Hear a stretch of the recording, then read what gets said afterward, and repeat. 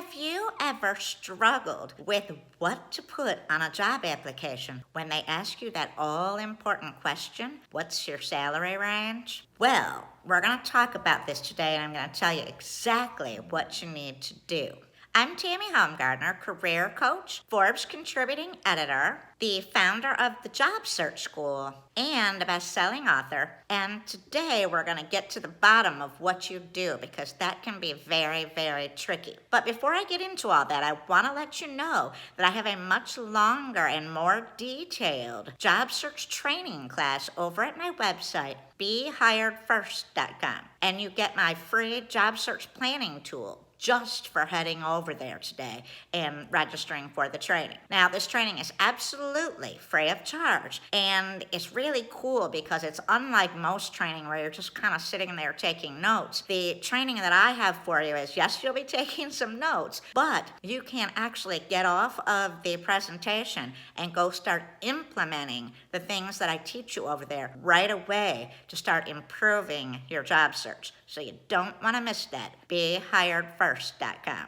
Now let's talk about what to do on an application when you get asked that salary question. The first thing is you really, really never want to get into that salary question until you get to the point where you're past the interview stage and you've been given a job offer. That is actually the proper time to start salary negotiations. And so for you as a job candidate, it isn't really all that beneficial to have to answer those questions prior to getting a job offer. Where the problem comes in is that some hiring managers and job posters will actually put those questions on the application. So the first thing that I always advise everyone to do is to try to put some form of negotiable in there, if at all possible, meaning type those words in there, etc. Sometimes, though, they will trick you and they will not let you type text in there. It has to be a number. So the next thing that you want to do if you have to put in a number is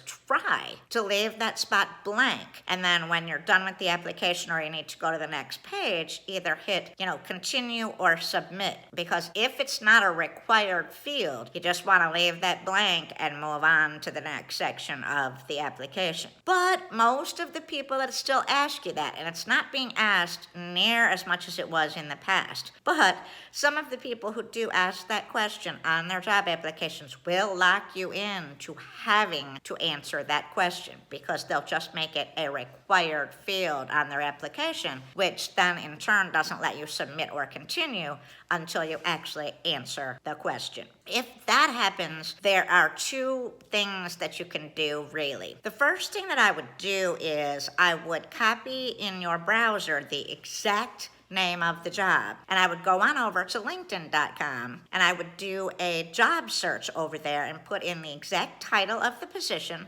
along with the location and search. What you're looking for at LinkedIn is you want to see if the job is listed on LinkedIn. If it is listed on LinkedIn, you want to open the job description and see if you have that blue button there that says Easy Apply. If the job is available in LinkedIn and it is an Easy Apply job, that is the quickest and fastest route to get away from that salary question. For those of you who are not familiar, when you go over to LinkedIn and you actually have an Easy Apply job, all you have to do is click on the Easy Apply, go in, supply your email, your phone number, and then you attach a copy of the resume that you want to submit with that job application, and you don't have to answer any of the application questions. So that's why that would matter. That will get you out of having to answer that question on the company website application. So for those of you who say, do you have a better chance of getting the job or, getting an interview if you apply on the company website? My answer there is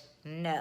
Meaning that if the company allows you to submit via LinkedIn Easy Apply, then they are going to treat those applicants just as fairly or in the same way that they're going to treat anyone who applies on their website, because the actual company has the choice as to whether or not to allow an easy application to come in or to make you apply for the job on their actual site and answer all the questions. So the point is, you're not going to get penalized for not applying through the actual application. But you may find that the application is not available via Easy Apply. So what do you do then? I'm going to answer that question in just a second, but let me remind you to go on over to my website, BeHiredFirst.com, and make sure that you register to watch my free job search training over there because you don't want to miss that. So, what do we do if the job application asks for a salary range and you have gone over to LinkedIn and you've checked and it's not available on Easy Apply? What else can you possibly do? Well, the answer is you are forced to answer the question on the application. But do not answer the question until you go and do your salary research. I always recommend that you do that on LinkedIn. LinkedIn has all of the great tools, so I'm really a firm believer in LinkedIn on this. But there is another website that can do the job as well, and that is Glassdoor.com. So I suggest you go to either one of those, LinkedIn or Glassdoor, whichever one you're most familiar with. I'm going to describe LinkedIn because that's my favorite way, but Glassdoor works very similarly. When you go onto your LinkedIn profile, you go up to the top, you click on the Jobs tab, and there's a little briefcase icon there right below the word Jobs, and you click on that. A page opens. It's the Jobs tab. So you will see near the top, just to the right of the center, it says LinkedIn Salary. If you click on that, you can go in and put in your job title and the city to find a salary range. Now, once you do that, the page will render, the search will render. You don't want to stop there. If you scroll down,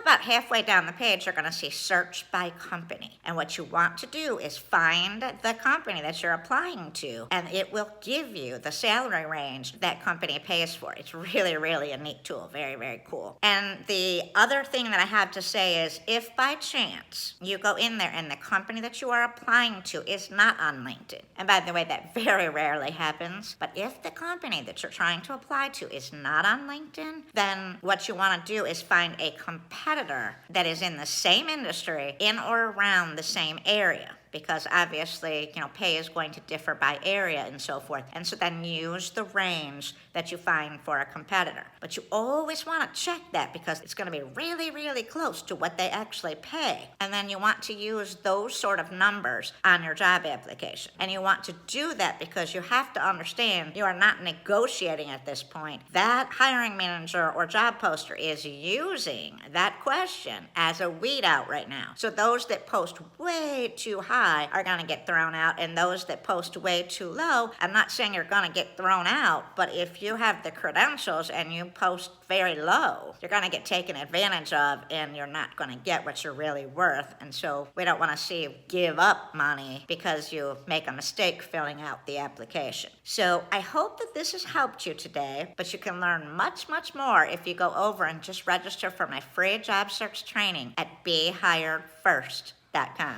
Thanks for listening.